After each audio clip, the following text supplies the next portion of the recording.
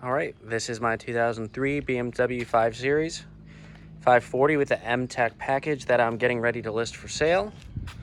I just wanted to do a full walkthrough and demonstration of all the features to show that they work and everything is as it should. This car is beautiful.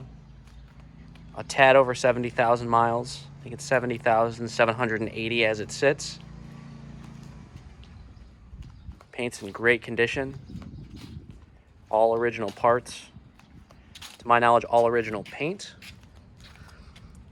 There is a clear bra stone chip protector on the fender. Along the hood. Onto the other fender front. The front bumper was repainted by the previous owner less than a few years ago. It does have a couple minor blemishes, but you can't really notice anything. Has a front plate accessory. The state came from required a front plate. Here in Michigan, we don't require that. I just left it as it is. M parallel wheels, 18-inch. These were refinished by the previous owner in the BMW silver, and they look fantastic. Every wheel is absolutely perfect with no curb rash. This front left wheel is the only wheel that has any type of blemish, and it's got a little bit of a nick right there. Newer Continental tires, Stream Contact. Great life left in them. The back left was replaced by the previous owner more recently with a brand new, same Continental Extreme Contact tire, so this has a little bit more tread. As you can see, these wheels are perfect. The brakes were recently redone by the previous owner. New rotors and pads, as well as, I believe, upper control arms. Black interior. And an M-Tech package. You get that single exit exhaust. I'll pop the trunk. You can see there's no rust in the common areas. This car lived in Minnesota for many years. It was only driven on the weekends. Then sold to the previous owner's family member who only owned it for a short period of time in the middle of the country. And it's here now in Michigan with me. It has sat in the garage since I've owned it, and I've put 700 miles on it, about 800 miles driving it back from where I bought it from, which was in Nebraska. Didn't skip a beat whatsoever. The spare tire has the style 66, I believe, spare tire wheel. Refinished recently in the same finish as the other wheels, the BMW silver. This had the option for the 6-disc changer, but did not come with it, which is great. Anybody that knows if you're going to upgrade your head unit, you don't want factory nav because you have to run a harness all the way to the back. So it's easier to retrofit something. This has a newer battery, newer Duralast battery within the last 6 months, I believe. No rust or anything in the wheel well. There is a bit of corrosion from a bad battery it had previously. The carpeting back here has no stains whatsoever. It looks like it was never used. Toolkit is fully there, which is nice to see.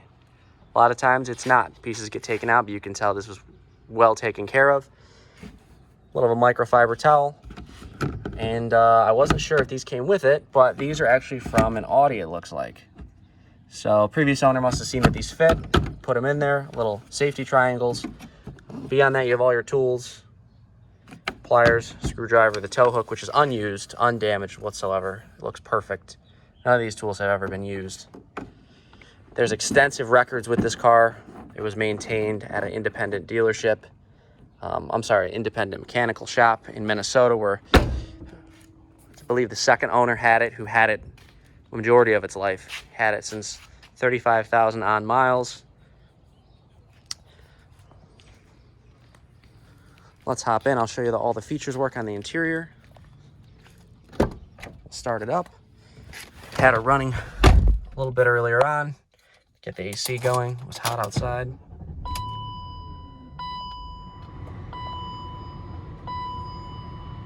Get that glare out of here. As you can see, no lights on the dash. Mileage sits at 70,722. 780 is what I drove on it since I picked it up.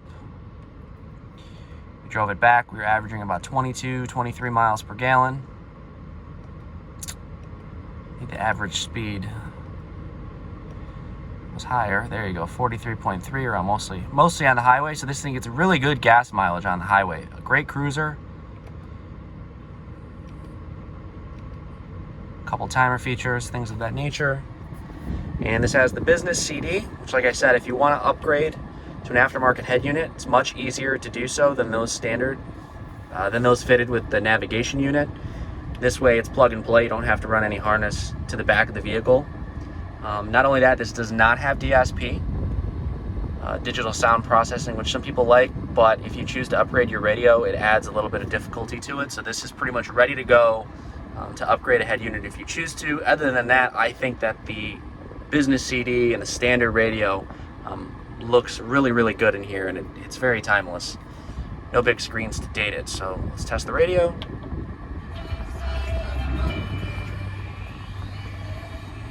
All the speakers do work all the way around. As you can hear the air conditioner going, that does work. All the buttons function as they should. They're all nice and firm on there as well. Heated seats function.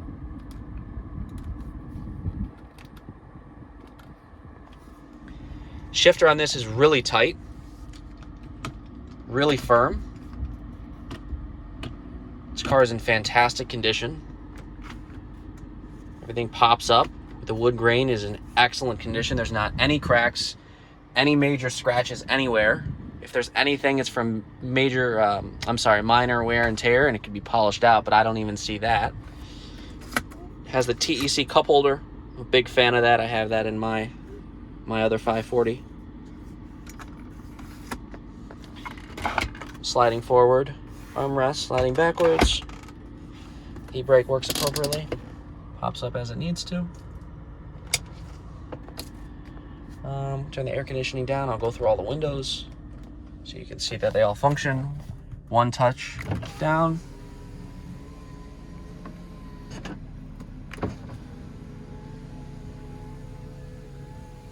We'll do the same thing on this side. One touch down. One touch up. All right, we'll do the rear driver's side. One touch down. One touch up. Same thing here. One touch down. One touch up. It's a really nice cabin to be in. All right, we'll do the one touch open sunroof. Functions flawlessly. And then we'll shut it.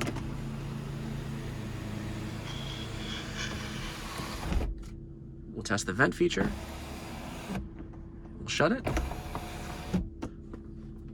Slide this back down. All of the sun visor function with the lights as they should. Both sides, driver, passenger.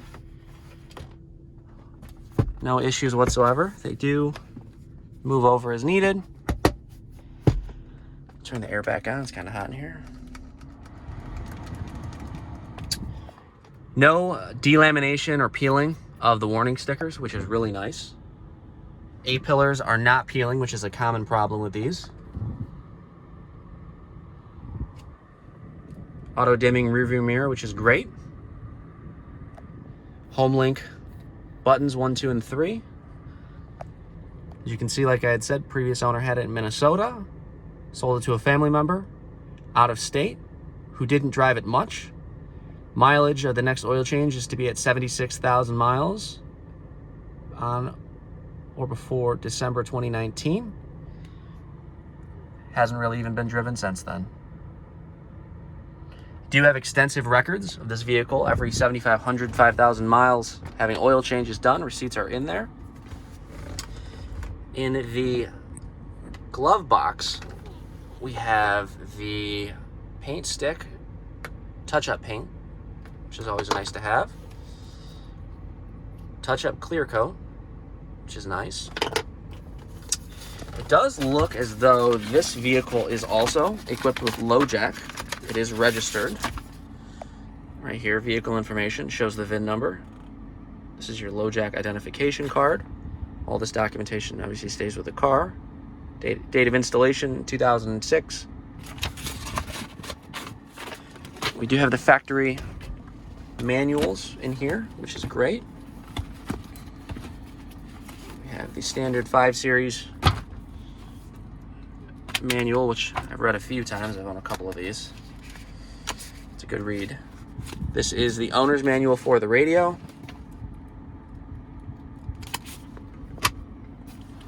This looks to be directory. But a bit of a map guide for 2003, 2004. Designates all the addresses to BMW dealerships at the time. Should you need service under warranty, this is a directory of how to get there. It's also a nice little map to have. Caring for your vehicle, kind of a little bit of a how-to, how to wash it.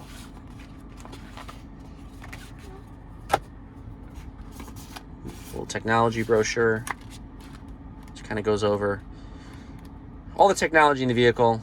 Automatic transmission with Steptronic, DSC, whatever they had available at the time across BMW's whole line. This goes over, as you can see, previous page showed the SMG, which is not on this. Service and warranty information, good to have, not really necessary since you can't do anything with it, obviously out of warranty. Safety tips, a couple of other things, basic stuff. I'll put that all back in a little bit here. Let me show you the function of the seats. They do not twist, which is great. The driver's seat was preventatively fixed to prevent any issues with future twisting, as it is very common with these cars. So both of the motors, the up and down and the backwards and forwards of the rear back, have been fixed. And again, to prevent any issues, as you can see, no twisting, no issues. Headrest goes up, headrest goes down. Get this open here. We'll go around to the passenger side. Test that out.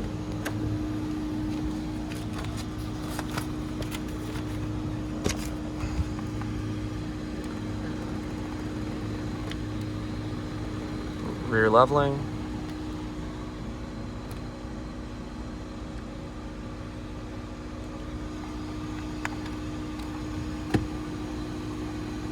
I think functions as it should. Very quiet too, which is nice. This stuff's definitely been taken care of, babied. Everything on this car is amazing. This car just drives so well. It's so quiet, so smooth, no shimmies, no shakes. All the buttons function as they should. One touch doesn't work on this when you have the door open. When you shut it, the one touch will then reactivate. Let's get in the back seat.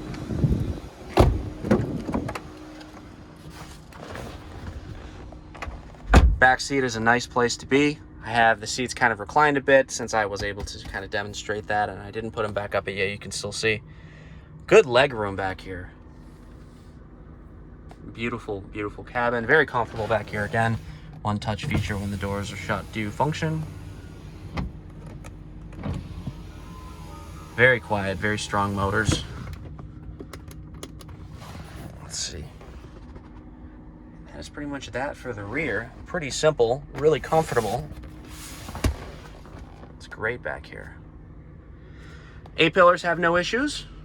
There is one blemish on the driver's side B-pillar. It was a little blemish right there, as you can see. A little piece of ripped material, but other than that, no issues on the driver's or passenger side. C-pillars are in great condition. no issues. It says HPS, so this does have the rear head protection system. I believe that's what that stands for. Which airbags would deploy along the sides if there is an accident. Beyond that, that's everything. Let's go pop the hood. See how quiet she runs. She's up to temperature with the air conditioning on. So you can hear the auxiliary fan a bit. I'll turn the air conditioner off. And it is pretty hot out here. It's at 74, but with all this concrete, it's a little hotter.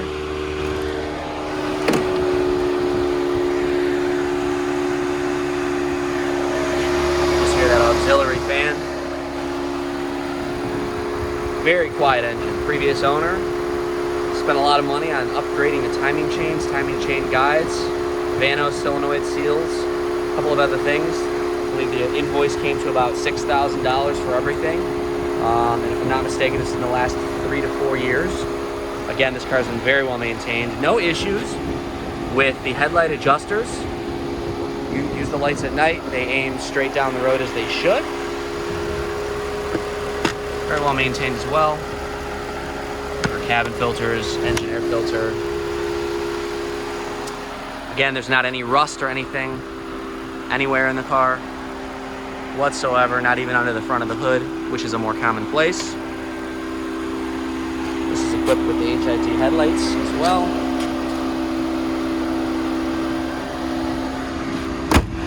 Hood opens, closes very easily. Upgraded M badging, similar to the European versions of this car. No rust whatsoever in the fuel tank. Door looks as though actually a bit of a seam here. Towards the end of production, BMW started to do this, which prevented a lot of issues. This is a common spot for rust, and yeah. Beyond that, that is the vehicle. I am in the process of selling it, so this video will be attached to any listing wherever it is posted. And if you have any questions, please feel free to reach out to me. I am a lover of these vehicles. I love this body style. I own the exact same car over there with gray interior, about 120,000 more miles, done a lot more work to it than this one, but then again, this hasn't needed any work since the miles is so low.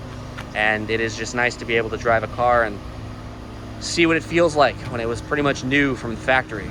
You know, 70,000 miles isn't new, but 17 years later, this is extremely low miles for this car. And when I tell you that it runs down the road straight, it does not skip a beat. Tires are quiet, suspension is soft, firm when it needs to be. These have the upgraded M5 struts that they use, M-Tech 2 springs and shocks. Obviously, you can look up part numbers. This was a unique vehicle for the US in 2003. Shared a lot of parts of the M5 cosmetically, and then with the suspension. Obviously did not have the M5 motor or transmission or any of those things, but for a daily driving car or a classic car that is just beautiful in design, very comfortable to drive, very simple to drive, I wouldn't have any other car besides this one. So thanks for checking it out. And again, if you have any questions, reach out to me and I'm happy to answer any questions that you may have.